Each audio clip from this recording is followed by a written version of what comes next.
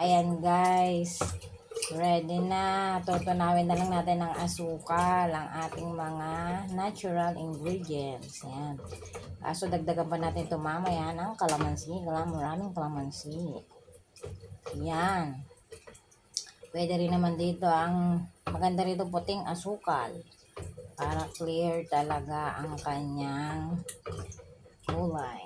Natural ingredients lang yan guys. Akala mo ang palamig, marami siyang mga kailangan. Kailangan ng tubig, yellow, plastic, straw, flavor, asukal. O, diba?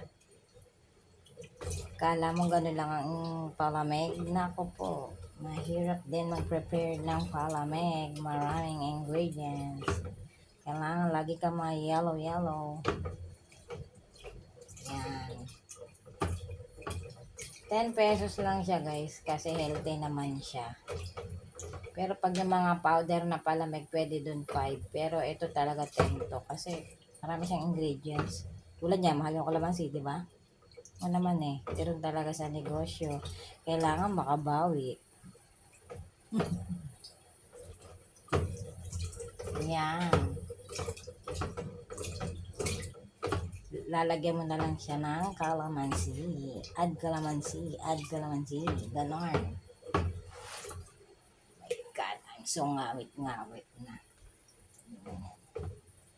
Yan. Palamig kayo dyan. Good morning.